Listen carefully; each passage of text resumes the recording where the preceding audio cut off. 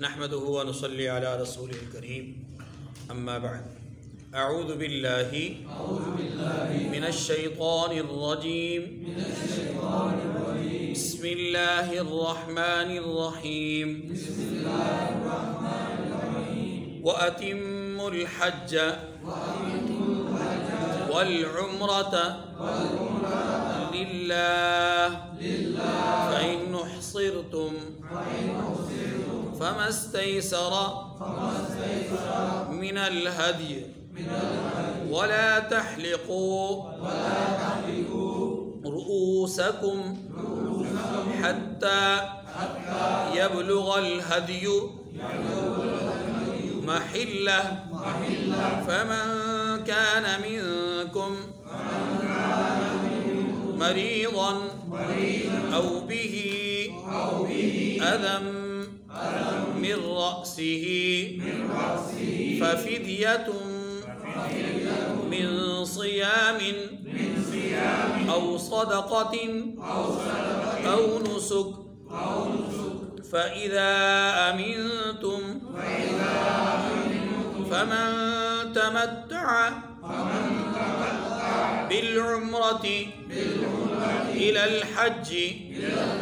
فما استيسر من الهدي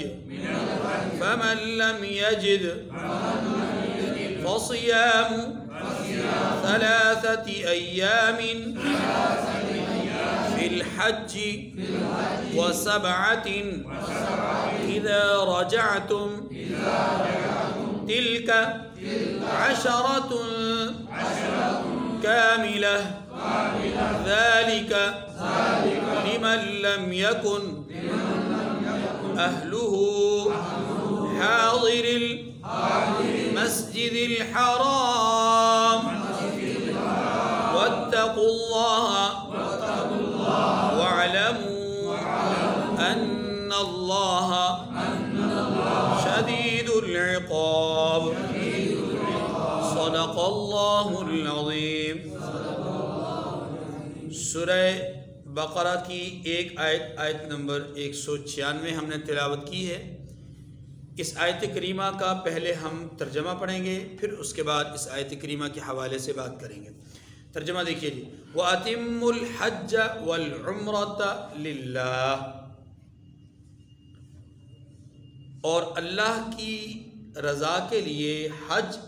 اور عمرے کو پورا کرو۔ فَإِنْ أُحْصِرْتُمْ فَمَا اسْتَيْسَرَ مِنَ الْهَدْيِ، اور اگر راستے میں روک لیے جاؤ تو جیسی قربانی میسر ہو کر دو۔ وَلَا تَحْلِقُوا رُؤُوسَكُمْ حَتَّى يَبْلُغَ الْهَدْيُ مَحِلَّهُ، اور جب تک قربانی اپنے مقام پر نہ پہنچ جائے سر نہ منڈواؤ۔ فَمَنْ كَانَ مِنْكُمْ مَرِيضًا أَوْ بِهِ أَذًى مِنْ رَأْسِهِ، اگر تم میں سے کوئی بیمار ہو یا اس کے سر میں کسی طرح کی تکلیف ہو تو فَفِدْيَةٌ مِنْ صِيَامٍ أَوْ صَدَقَةٍ أَوْ نُسُكٍ، تو اگر وہ سر منڈا لے تو اس کے بدلے روزے رکھے یا صدقہ دے یا قربانی کرے۔ فَإِذَا أَمِنْتُمْ، پھر جب تکلیف دور ہو کر تم مطمئن ہو جاؤ۔ فَمَنْ تَمَتَّعَ بِالْعُمْرَةِ إِلَى الْحَجِّ فَمَا اسْتَيْسَرَ مِنَ الْهَدْيِ، تو جو تم میں حج کے وقت تک عمرہ سے فائدہ اٹھانا چاہے وہ جیسی قربانی میسر ہو کرے۔ فَمَنْ لَمْ يَجِدْ فَصِيَامُ 3 أَيَّامٍ فِي الْحَجِّ و7 إِذَا رَجَعْتُمْ، اور جس کو قربانی نہ ملے وہ 3 روزے ایام حج میں رکھے اور 7 جب واپس لوٹے۔ تِلْكَ 10 كَامِلَةٌ، یہ پورے 10 ہوئے۔ ذَلِكَ لِمَنْ لَمْ يَكُنْ أَهْلُهُ حَاضِرِ الْمَسْجِدِ الْحَرَامِ، یہ حکم اس شخص کے لیے ہے جس کے اہل و عیال مکہ میں نہ رہتے ہوں۔ وَاتَّقُوا اللَّهَ وَاعْلَمُوا أَنَّ اللَّهَ شَدِيدُ الْعِقَابِ، اور اللہ سے ڈرتے رہو اور جان رکھو کہ اللہ سخت عذاب دینے والا ہے۔ اس آیت کریمہ میں جس کا ترجمہ ہم نے ابھی پڑھا ہے اور تلاوت کچھ دیر پہلے کی تھی، اس آیت کریمہ میں اللہ تعالیٰ نے حج اور عمرہ کے مسائل کو بیان کیا ہے۔ پہلی بات، اگر کوئی آدمی احرام باندھ لیتا ہے حج کے لیے یا عمرہ کے لیے، توجہ میری طرف رکھیں، حج کے لیے یا عمرہ کے لیے احرام باندھ لے، چاہے وہ اپنے گھر سے باندھے چاہے میقات پہ جا کر باندھے، جب احرام باندھ لیا، عمرہ کی نیت کر لی یا حج نفلی کی نیت کر لی، تو یاد رکھیے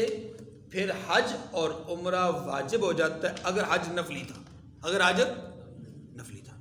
اگر حج فرض تھا تو بہرحال وہ تو فرض تھا، لیکن اگر حج نفلی تھا اور احرام باندھ لیا، یا عمرہ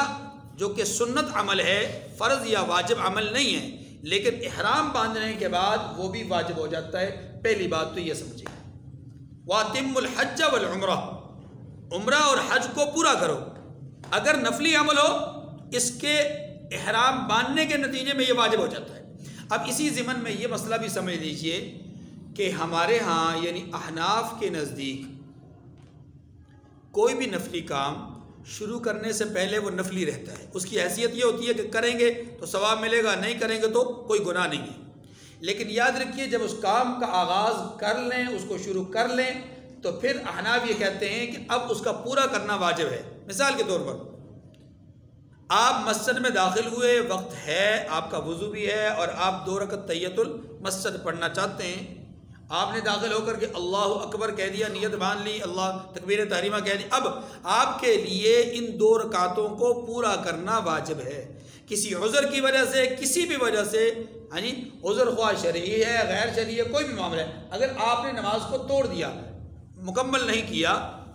تو یاد رکھیے اس کی قضا واجب ہے۔ اس کی قضا کیا ہے؟ واجب ہے، کیونکہ آپ نے نفلی عمل کو نیت کر کے اپنے اوپر لازم کر دیا تھا۔ لیکن اگر آپ نہ پڑھتے، سرے سے نیت ہی نہ کرتے، آپ کو کوئی گناہ نہ ملتا، لیکن اب چونکہ آپ نے نیت کر لی، نفل اپنے اوپر لازم کر دیا، تو اس کا ادا کرنا واجب ہے۔ یہی حال روزے کا ہے، نفلی روزے کا، یہی حال نفلی صدقے کا ہے، کسی بھی چیز کا، کہ جیسے منت وغیرہ ہوتی ہے کہ انسان کے اوپر کوئی بھی چیز ماننا واجب نہیں ہے، اپنے لیے مقرر کرنا لازم، لیکن جب وہ مقرر کر دے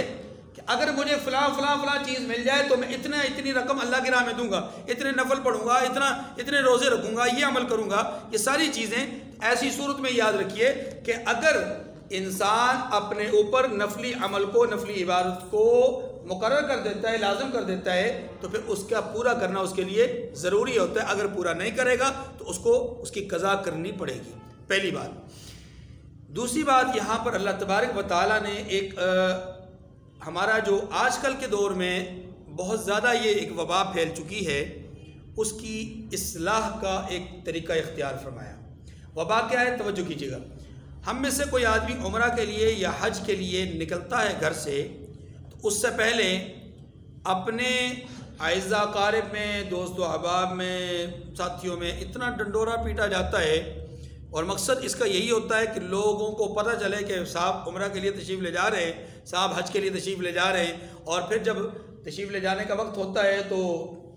اس وقت ان کو پورا پروٹوکول دیا جاتا ہے، ان کو جو اچھی طرح جا کر رخصت کیا جاتا ہے، واپس آتے ہیں تو گلے میں ہار ڈالے جاتے ہیں، پھولوں کے بھی سہرے بھی ڈالے جاتے ہیں، اور پھر دلچسپ بات یہ کہ نوٹوں کے ہار بھی ڈالے جاتے ہیں جو کہ شرعاً ہے ہی حرام،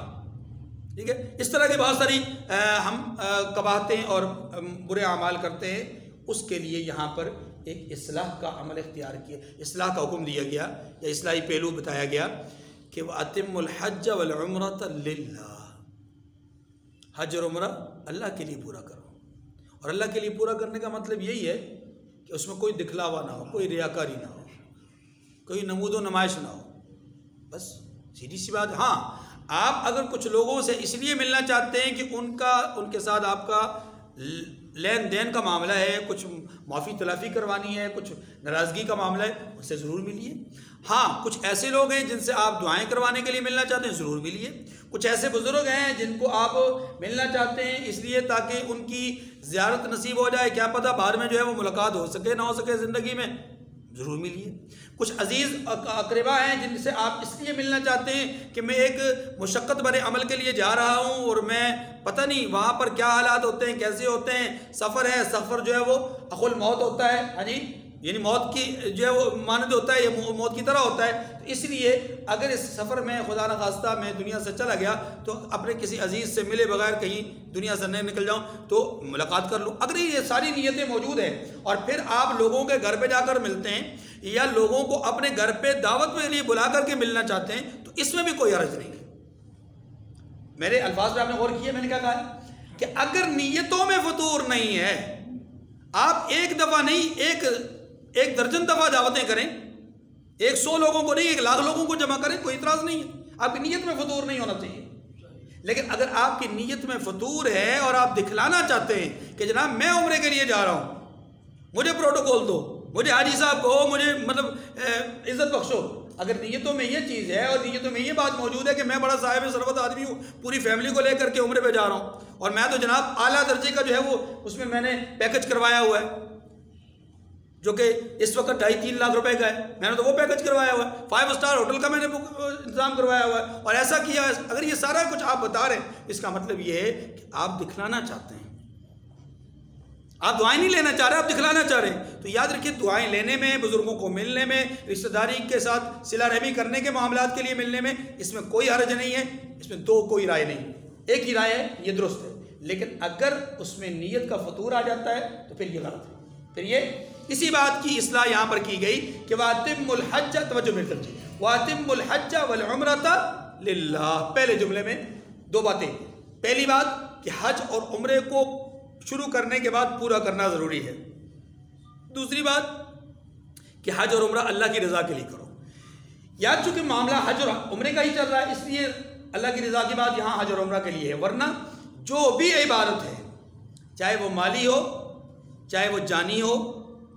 چاہے وہ کسی بھی طرح کی عبادت ہو، یاد رکھیے تمام کی تمام عبادات اللہ کی رضا کے لیے ہونی چاہیے. حتیٰ کہ ایک انسان کسی کو کوئی اچھی بات کی نصیحت کرتا ہے تو وہ بھی اللہ کی رضا کے لیے ہو، اپنے آپ کو بڑا واعظ بنانے کے لیے نہ ہو. ٹھیک ہے جی. اب دوسری بات فَإِنْ أُحْصِرْتُمْ فَمَا اسْتَيْسَرَ مِنَ الْهَدْيِ، اور اسی کے ساتھ وَلَا تَحْلِقُوا رُؤُوسَكُمْ حَتَّى يَبْلُغَ الْهَدْيُ مَحِلَّهُ. ان دونوں جملوں کا مطلب سمجھیے گا. حج اور عمرہ کے لیے کسی نے احرام باندھا، حج یا عمرہ کے لیے،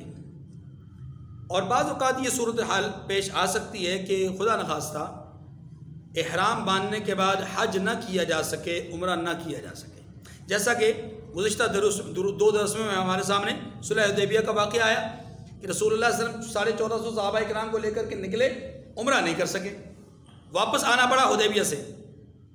احرام باندھ کے گئے تھے، ہدی کا جانور ساتھ لے کر کے گئے تھے قربانی کا، لیکن عمرہ نہیں ادا کر سکے. اب یہاں پر یہی مسئلہ بیان کیا جا رہا ہے کہ اگر عمرہ یا حج کا احرام باندھ لیا اور احرام باندھنے کے بعد حج اور عمرہ نہ کر سکے، روک دیا گیا، چاہے وہ سیلاب نے روک دیا ہو، بیماری نے روک دیا ہو، شدید ترین بیماری نے، یا کسی حادثے نے روک دیا ہو، یا کوئی دشمن کا خوف اور خطرہ درمیان میں لائق ہو گیا ہو، یا کورونا تشریف لے آیا ہو، کوئی بھی معاملہ ہو. کورونا جی بھی تو آئے تھے نا، اور اب بھی پتہ نہیں چل رہے ہیں واللہ عالم کیا معاملات ہوتے ہیں. تو اس لیے اگر کسی جگہ پہ کسی آدمی کے ساتھ ایسا کوئی حادثہ پیش آ گیا کہ وہ عذر کی وجہ سے، کسی بھی عذر کی وجہ سے اگر حج یا عمرہ کا احرام باندھنے کے بعد حج اور عمرہ نہیں کر پایا تو اس کے لیے شریعت کا کیا حکم ہے؟ تو وہ حکم یہاں پر بیان کیا گیا. ایسے آدمی کے لیے شریعت نے یہ حکم دیا ہے کہ یہ آدمی جس نے احرام باندھا ہوا ہے اپنی بیماری یا کسی عذر کی وجہ سے اب آگے نہیں جا سکتا، عمرہ یا حج نہیں کر سکتا، واپس لوٹنا ہی ضروری ہے، احرام کھولنا ہی ضروری ہے. تو اب شریعت نے ایسے آدمی کو حکم یہ دیا ہے کہ یہ ایک جانور خریدے خود، یا جانور کے پیسے کسی عمرہ یا حج پہ جانے والے کو دے اور اس کو کہے کہ یہ فلاں وقت تک جا کر کے تم اس کی قربانی کر لینا، اور جب تک وہ قربانی وہاں پر نہیں ہوتی یہ اپنا عمرے کا یا حج کا احرام نہیں کھول سکتا. بات ہماری اس کو کہتے ہیں حجی کا جانور، قربانی کا جانور. تو قربانی کا جانور خود خرید کر بھیج دے کہ بھائی اس کو جا کر حرم میں، حدود حرم میں ذبح کر دینا، یا اس کو پیسے دے دے کہ وہ وہاں سے خرید کر کے ذبح کر دے. اور وہ جو وکیل آپ نے مقرر کیا وہ وہاں جا کر کے جانور خرید لے خود، یا وہ آگے کسی کو اس طرح کا وکیل مقرر کر دے، جیسا کہ وہاں پر عام طور پہ ہوتا ہے کہ حاجی اور جو حج اور عمرہ کرنے والے لوگ خود قربانی نہیں کر سکتے، وہ تو وہاں پر پیسے جمع کرواتے ہیں، وہاں پر ان کی طرف سے حج، اور ہاں ان کو بتا دیا جاتا ہے کہ فلاں وقت میں آپ کی قربانی ہوگی، بس وہ ایک اندازہ ہوتا ہے کہ کل صبح 10 بجے آپ کی قربانی ہوگی، تو آپ 10 سے 11 بجے کر لیں۔ ہاں تو جو آدمی پیچھے ہے جس نے احصار کی وجہ سے، روکے جانے کی وجہ سے حج اور عمرے کا احرام اب اتارنا ہے، کھولنا ہے، اس کو وقت دے دیں کہ فلاں وقت میں آپ کے طرف سے ہدی اور جانور کی قربانی جو ہے وہ کی جائے گی، آپ اس وقت احرام کھول سکتے ہیں۔ بات آگئی۔ اصل میں یہ بات اس کے پس منظر میں سمجھیے کہ رسول اللہ صلی اللہ علیہ وسلم نے جب حدیبیہ کے مقام پر صلح فرمائی تو اس وقت صحابہ کرام کے ساتھ قربانی کے جانور ساتھ تھے، ٹھیک ہے۔ اب ہوا کیا کہ صحابہ کرام رضوان اللہ علیہ اجمعین نے، یعنی جانور وہاں تھے تو ان کو قربانی کا جانور بنا دیا گیا، ہدی کا جانور بنا دیا گیا، کیوں؟ اس لیے کہ اب احرام تو کھولنا تھا وہاں پر۔ اب وہاں پر جانوروں کا ذبح کرنے کا عمل آیا تو حضور علیہ السلام نے وہاں پر جانور کو ذبح کیا، یعنی اونٹ کو ذبح کیا، یوں صحابہ کرام نے بھی جو ہے وہ اونٹ کو ذبح کیا اور پھر احرام کو کھولا۔ اس سے پتہ چلا کہ پہلے ہدی کا جانور قربان ہوگا پھر احرام کھولا جائے گا۔ اس یہی مسئلہ ہے یہاں پر بیان کیا گیا، فَإِنْ أُحْصِرْتُمْ فَمَا اسْتَيْسَرَ مِنَ الْحَجِّ، اگر تم روک لیے جاؤ اور تم میں سے جو قربانی کا جانور پاتا ہو، یعنی جس کو قربانی کا جانور میسر ہو، تو پھر وہ قربانی کا جانور دے دے، اور اگر قربانی کا جانور میسر نہ ہو اس وقت موجود تو پھر وہ جانور کی جگہ پہ قیمت دے دے، وہاں جا کر اس کی طرف سے قربانی ہو جائے گی۔ ایک بات۔ دوسری بات یہ بات ذہن نشین فرما لیں کہ شوافے کے نزدیک اگر کوئی آدمی کسی وجہ سے روک لیا جائے اور وہ حج اور عمرہ نہ کر سکے تو ان کے نزدیک اس آدمی کا حکم یہ ہے کہ اس آدمی پر قربانی جو کہ واجب ہے اس کے ساتھ ساتھ جو روزے ہیں وہ بھی ضروری ہوں گے، لیکن احناف کے نزدیک صرف اور صرف قربانی ہے، روزے نہیں ہیں۔ یہ دوسرا مسئلہ۔ تیسرا مسئلہ یہ ہے کہ حج اور عمرہ کا احرام باندھنے کے بعد کچھ پابندیاں شریعت کی طرف سے مقرر ہو جاتی ہیں۔ خوشبو نہیں لگا سکتے، سلا ہوا کپڑا نہیں پہن سکتے، آپ جو ہے وہ اسی طریقے سے اپنے ناخن، بال وغیرہ نہیں ترشوا سکتے، کاٹ سکتے، یہ کچھ پابندیاں ہیں۔ اب اگر کوئی آدمی ایسا ہو کہ وہ کسی عذر کی وجہ سے، بیماری کی وجہ سے یا کسی وجہ سے وہ اپنے سر کے بال کٹوانا چاہتا ہے، منڈوانا چاہتا ہے احرام کی حالت میں، یا ناخن کٹوانا چاہتا ہے، کوئی ایسا عذر آ گیا، مثلا ناخن ٹوٹ جاتا ہے بعض اوقات، آپ سمجھتے ہیں نا عذر، یہاں پر آپ کہیں گے جی ناخن میں کون سا عذر ہے، تو بہت سارے عذر پیش آ سکتے ہیں، مثلا ناخن ٹوٹ جاتا ہے اور وہ آدھا سا ہے، رہ گیا ہے اور وہ تکلیف کر رہا ہے۔ اب اس کی دو صورتیں ہیں، یہ ایک صورت تو یہ کہ اس کو اسی حالت میں رکھا جائے اور تکلیف برداشت کی جائے، طواف میں بھی آپ اس تکلیف کو برداشت کریں، ہاں جی، اور اسی طریقے سے باقی معاملات میں بھی آپ اس کو تکلیف کو احرام کی حالت میں مسلسل برداشت کرتے رہیں، اور یہ آپ کے لیے تکلیف برداشت کرنا بعض اوقات مشکل ہو جاتا ہے۔ اور دوسری صورت یہ ہے کہ آپ نیل کٹر لے کر کے، ناخن تراش لے کر کے اس کو کاٹ دیں، ہے تو یہ عذر کی وجہ سے، عام حالات میں کاٹنا نہیں ہے۔ تو اب ایسی صورت میں کیا حکم ہوگا؟ تو یاد رکھیے، اگر احرام کی حالت میں کسی آدمی نے عذر کی وجہ سے سر منڈوا لیا، عذر کی وجہ سے بال کاٹ لیے، عذر کی وجہ سے جو ہے وہ کوئی سلا ہوا کپڑا، کوئی بھی اس طرح کا چیز پہن لی، یا عذر کی وجہ سے، ٹھیک ہے، سلے ہوئے کپڑے میں تو پورے بدن کے کسی بھی حصے پر کوئی سلا ہوا کپڑا ہے بنا جائے، ٹھیک ہے، وہ تمام اعضاء، چاہے ٹراؤزر وغیرہ ہو، چاہے اوپر ظاہری ہو، چاہے باطنی۔ اسی طریقے سے ناخن وغیرہ ترشوا لیے عذر کی وجہ سے، تو یاد رکھیے ایسے آدمی پر شریعت مطہرہ نے، چونکہ اس نے جنایت کی ہے، کیا کی ہے؟ غلطی کی ہے، کیا کی ہے؟ اگرچہ عذر کی وجہ سے کی، لیکن کی تو غلطی ہے، تو اس لیے شریعت مطہرہ نے ہلکی پھلکی اس کے لیے جو ہے وہ سزا مقرر کی ہے، اور وہ سزا کیا ہے؟ نمبر 1، یا تو 3 روزے رکھ لیں، یا تو 3 روزے رکھ لیں۔ نمبر 2، اگر 3 روزے نہیں رکھ سکتا تو پھر 3 آدمیوں کو کھانا کھلا دے، 6 آدمیوں کو کھانا کھلا دے، ٹھیک ہے۔ اور نمبر 3، اگر ایسا بھی نہیں ہے تو پھر قربانی دے دے، یعنی ایک جانور ذبح کر لے۔ ان تینوں میں سے کوئی عمل جو اس کے لیے آسان ہو، اختیار دیا گیا ہے، روزے رکھنا چاہے، کھانا کھلانا چاہے چاہے قربانی کرنا چاہے، ان تینوں میں سے ہر ایک عمل میں سے اس کو اختیار ہے کہ وہ کوئی بھی عمل کر لے۔ چوتھی بات، حج کی قسمیں بیان کی گئی ہیں۔ فمن تمتع بالعمرۃ الی الحج سے توجہ میں دیجیے، حج کی 3 قسمیں ہیں، حج کی 3 قسمیں ہیں۔ نمبر 1 حج افراد۔ افراد کا معنی ہوتا ہے اکیلا تنہا حج کرنا۔ حج افراد وہ ہوتا ہے کہ انسان جو سفر کر رہا ہے حج کا، وہ صرف اور صرف حج کے لیے ہی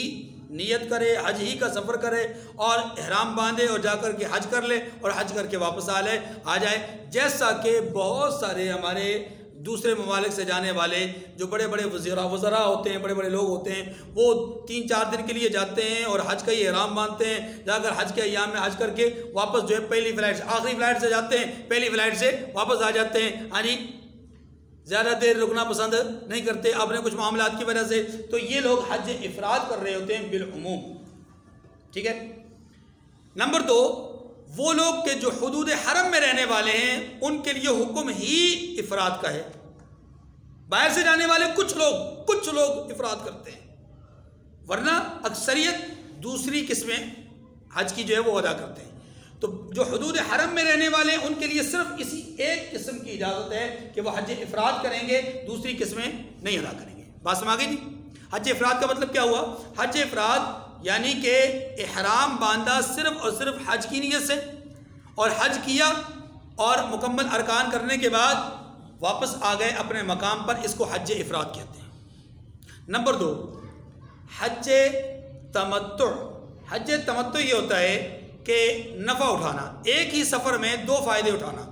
عمرے کا بھی اور حج کا بھی۔ اس کی صورت یہ ہوتی ہے کہ جو باہر سے آدمی ہوتا ہے، جس کو اصطلاح میں آفاقی آدمی کہتے ہیں، حدود حرم سے باہر رہنے والا آدمی، اس کو شرعی اصطلاح میں آفاقی کہتے ہیں، ٹھیک ہے جی۔ اور جو حدود حرم کے اندر رہنے والے ہوتے ہیں ان کو اہل حل کہا جاتا ہے، حدود حرم میں رہنے والے۔ حدود حرم میں رہنے والوں کے لیے صرف ایک ہی قسم ہے حج کی اور وہ حج افراد۔ جو حدود حرم سے باہر رہنے والے ہیں ان کے لیے 2 قسمیں ہیں۔ ایک قسم حج تمتع ہے۔ حج تمتع کس کو کہتے ہیں؟ کہ باہر سے جانے والا آدمی احرام باندھے عمرے کا، احرام باندھے کس کا؟ عمرے کا، اور وہاں جا کر کے عمرے کی ادائیگی کر لے۔ عمرے کی ادائیگی کرنے کے بعد احرام کو کھول دے تمام تر ارکان ادا کرنے کے بعد، پھر جب 8 ذی الحج آئے اور حج کا دن شروع ہو تو میقات پر جا کر کے ایک نیا احرام باندھے۔ نیا احرام سے مراد کپڑا نیا نہیں، یعنی دوبارہ احرام باندھے اور احرام باندھ کے نیت حج کی کرے۔ اب اس نے دیکھیں ایک ہی سفر میں عمرہ بھی کیا اور حج بھی کیا، لیکن اس میں فرق صرف یہ ہے کہ حج عمرے کے لیے اس نے احرام الگ باندھا تھا، عمرہ ادا کرنے کے بعد احرام کھول دیا، اور پھر حج کے لیے احرام باندھا، اب حج کے ارکان ادا کرنے کے بعد احرام کھولے گا۔ تو احرام تو الگ الگ باندھا لیکن سفر چکے ایک ہے، تو اس لیے اس کو کہتے ہیں ایک سفر میں 2 فائدے اٹھانا، ٹھیک ہے جی۔ ایک خریدیے ایک ساتھ فری، جیسے عام طور پہ آج کل ایک ٹرینڈ بنا ہوا ہے نا، ایک چیز خریدیں اور ایک ساتھ فری، تو 2 فائدے ایک ہی سفر میں، اس کو حج تمتع کہتے ہیں۔ تیسری قسم ہے حج قران۔ حج قران کیا ہوتا ہے؟ حج قران کا معنی ہوتا ہے ملانا،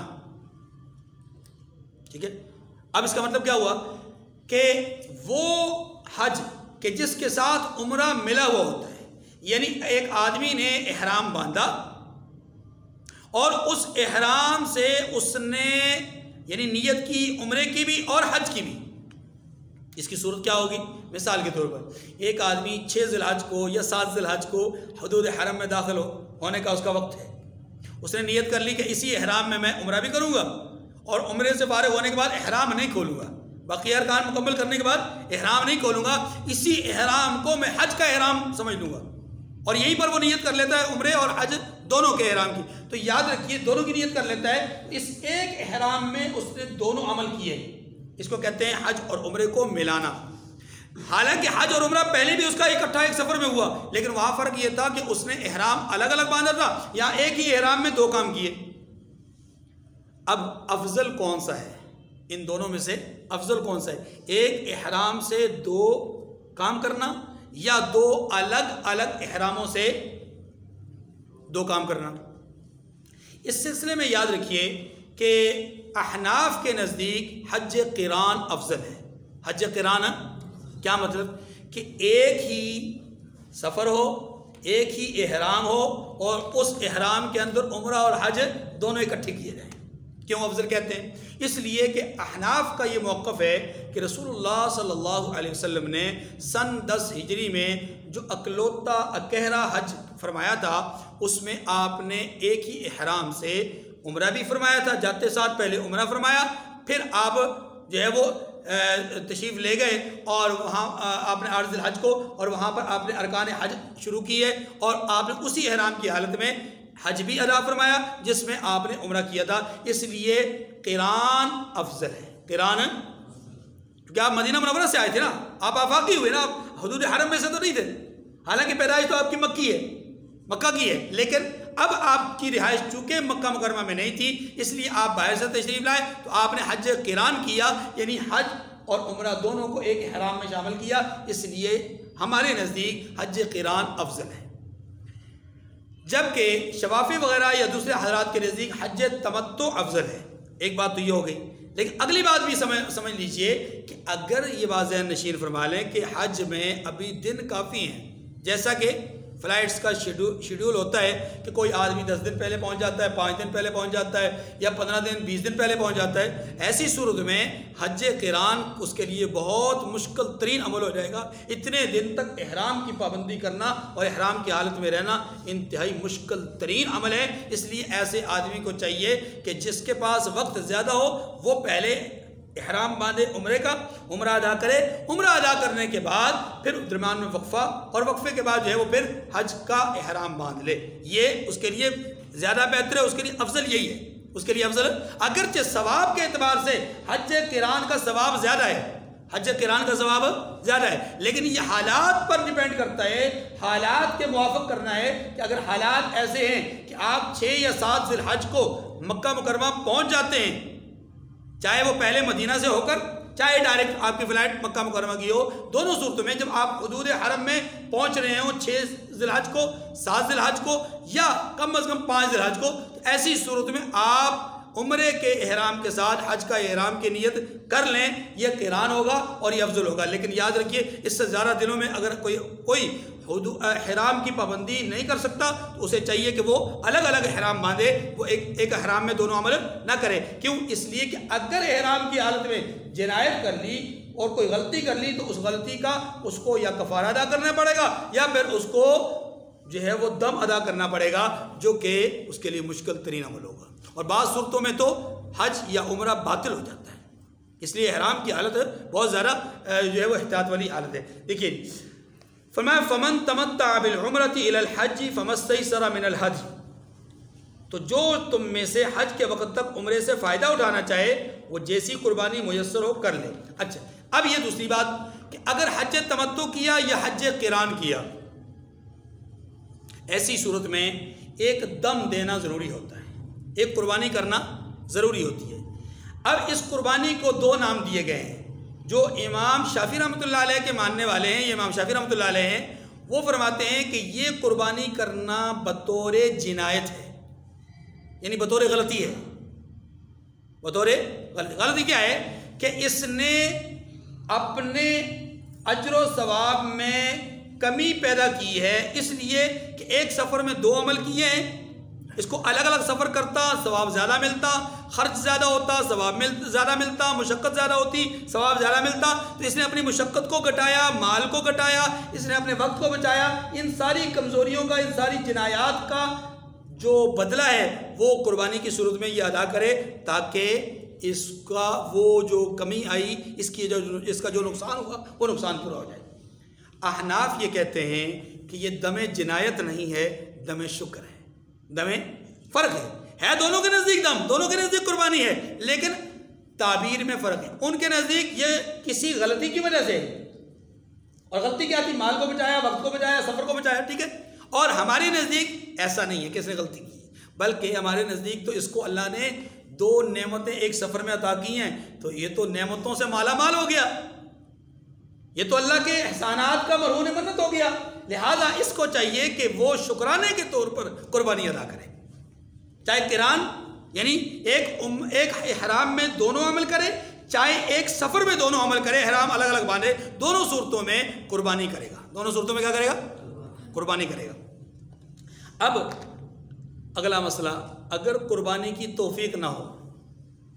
ایسے آدمی کے پاس قربانی کے وہاں پر توفیق نہ ہو، اس کو لگ رہا ہو کہ میرے حالات ایسے نہیں ہیں کہ میں قربانی کر سکوں گا، تو اس کے لیے شرعی طور پہ کیا حکم ہے؟ تو شرعی طور پر ایسے آدمی کے لیے جس نے حج قران کیا ہو یا حج تمتع کیا ہو یا کرنا چاہتا ہو، اس کے لیے حکم یہ ہے کہ وہ 10 روزے رکھے۔ کتنے روزے رکھے؟ لیکن اس کی ترتیب یہ ہوگی کہ 3 روزے اس کو 10 ذی الحج سے پہلے رکھنے ہوں گے، یعنی اندازہ ہو گیا کہ میں قربانی نہیں کر سکتا تو اس کو چاہیے کہ 7، 8، 9 3 دنوں تک یہ 3 روزے رکھ لے، 10 ذی الحج سے پہلے 3 روزے رکھ لے، یہ لازمی ہے، اور اس کے بعد جب حج مکمل ہو جائے اس کے بعد 7 روزے رکھے، چاہے تو وہیں پر مکہ مکرمہ میں، چاہے مدینہ منورہ کا سفر ہو تو وہاں پر، چاہے واپس آ کر اپنے گھر میں، 7 بعد میں رکھے گا، 3 پہلے رکھنا ضروری ہے۔ اب اگلا مسئلہ، اگر کسی آدمی نے حج تمتع یا قران کیا، اس پر قربانی تو تھی واجب، قربانی وہ وہاں پر ادا نہیں کر سکتا تھا اپنے مالی وسائل کی وجہ سے، اب کیا ہوا کہ اس نے روزے بھی 3 نہیں رکھے، روزے بھی 3 پورے نہیں ہوئے اس کے، کب؟ 10 ذی الحج سے پہلے 9 ذی الحج تک اس کے 3 روزے پورے نہیں ہوئے، ایسے آدمی کے لیے کیا حکم ہے؟ تو ایسے آدمی کے لیے حکم پھر یہ ہے کہ یہ آدمی پھر بعد میں قربانی ہی دے گا،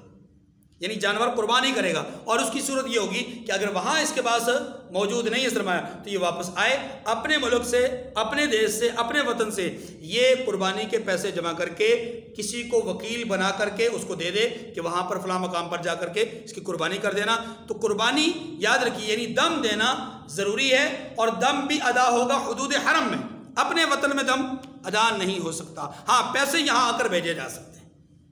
وکیل یہاں سے مقرر کیا جا سکتا ہے، چاہے وہ یہاں سے جانے والا آدمی ہو، چاہے وہاں پر موجود کوئی آدمی ہو جس کو یہاں سے پیسے بھیج دیے جائیں، اور وہ وہاں سے وہ اپنا اس کی طرف سے بطور وکیل بن کر کے دم یعنی قربانی ادا کر لے، دونوں صورتوں میں اس کی طرف سے واجب ادا ہو جائے گا، لیکن قربانی اس کے ذمہ لازم ہوگی۔ احرام کھول سکتا ہے؟ ہاں احرام کھول لے گا، احرام اس کو احرام تو وہی کھول لے گا۔ اصل میں یہاں مسئلہ یہ ہے، مسئلہ یہاں پر یہ ہے کہ جس آدمی، اس کا تعلق احرام سے نہیں ہے، اس کا تعلق ہے چونکہ شکرانہ ہے نا، شکرانے کا تعلق اس عمل سے ہے جو اس نے کر لیا، عمرے کا اور حج کا جو اکٹھا کرنا تھا، یہ اس نے چونکہ ایک بڑا بابرکت عمل کیا ہے تو بطور شکرانہ اس کو نعمت ملی ہے، اس نعمت کے شکرانے کے طور پر اس کے ذمہ لازم ہے کہ وہ ایک جانور قربانی کرے۔ اگر نہیں کر سکتا، اس کو اپنے حالات کا اندازہ نہیں، تو پھر 3 روزے حج سے پہلے، خطبہ حج تک 3 روزے مکمل کر لے، اور اس کے بعد 7 بعد میں کر لے، چاہے وہ وہاں رکھے چاہے۔ اگر 3 روزے پہلے کے نہیں رکھ سکا تو پھر میں نے عرض کیا کہ پھر حکم یہ ہے کہ اس پر قربانی ہی واجب ہوگی، لیکن اس قربانی کی صورت میں یہ چاہے تو یہاں آ کر کے کسی کو وکیل مقرر کرے، چاہے یہاں سے کسی کو فون کر کے وہاں سے وکیل مقرر کر دے، جو بھی صورت ہو، لیکن قربانی وہیں پر ادا ہوگی، ٹھیک ہے۔ باقی جو خالد صاحب نے سوال کیا کہ کیا اس آدمی کے لیے کہ وہ احرام کھولے یا نہ کھولے، آج احرام تو کھولے گا، احرام، ٹھیک ہے جی۔ اسی کو قرآن پاک نے کہا ہے فَمَن لَّمْ يَجِدْ، جو قربانی کا جانور نہ پاتا ہو، یعنی جانور مل نہ سکا ہو، یا جانور اس کے پاس خریدنے کے لیے سخت اور مالی پوزیشن نہ ہو، فَصِيَامُ ثَلَاثَةِ أَيَّامٍ فِي الْحَجِّ، ایام حج میں، ایام حج کب تک ہیں؟ 10 ذی الحج تک۔ تو آپ جانتے ہیں کہ 10 ذی الحج کو چونکہ یوم الضحیٰ ہے، قربانی کا دن ہے، اس دن تو روزہ نہیں رکھا جا سکتا، تو ایام حج سے مراد یہاں پر یہ ہوگا کہ وقوف عرفہ تک، یعنی 9 ذی الحج تک 3 دن وہ روزے رکھ لے۔ پھر فرمایا وَسَبْعَةٍ إِذَا رَجَعْتُمْ، اور 7 روزے جب تم لوٹ آؤ۔ کس سے لوٹ آؤ؟ یہاں پر بات بظاہر یہ سمجھ میں آتی ہے کہ شاید اپنے وطن لوٹ آؤ تو پھر 7 روزے رکھنے، نہیں، یہاں پر لوٹنے سے مراد حج کے عمل سے، یعنی جب تم حج کا عمل پورا کر لو، حج سے واپسی ہو جائے تمہاری، چاہے وہ مکہ مکرمہ کے اندر بعد میں رہو، چاہے مدینہ منورہ کے اندر رہو، چاہے طائف وغیرہ کی طرف چلے جاؤ، چاہے اپنے ملک کی طرف آ جاؤ، ہر صورت میں 7 روزے اس کے بعد رکھنے پڑیں گے۔ تِلْکَ عَشَرَةٌ کاملہ، فرمایا اب یہ 10 پورے ہو گئے، یہ 10 اتنی بات سمجھ آ گئی جی۔ اب وہ جو میں نے ایک مسئلہ عرض کیا تھا کہ جو اہل حل ہیں یعنی حدود حرم میں رہنے والے لوگ ہیں ان کے لیے صرف حج افراد ہے، حج تمتع اور قران، اسی بات کو بیان کیا جا رہا ہے کہ ذالک لمن لم یکن اہلہ حاضر المسجد الحرام، یہ حکم اس شخص کے لیے ہے جس کے اہل و عیال مکے میں نہ رہتے ہوں، یعنی حج تمتع کا حکم، حج قران کا حکم اسی آدمی کے لیے جو مکہ مکرمہ میں نہیں رہتا۔ جو مکہ مکرمہ میں رہتے ہیں ان کے لیے یہ حکم ہے ہی نہیں، ان کے لیے صرف حج افراد ہے، اور جب حج افراد ہے تو ظاہر ہے ان کے اوپر دم شکر بھی لازم نہیں۔ واتقوا اللہ واعلموا ان اللہ شدید العقاب، اللہ سے ڈرتے رہو اور جان رکھو کہ اللہ سخت عذاب دینے والا ہے۔ وآخر دعوانا ان الحمد للہ رب العالمین۔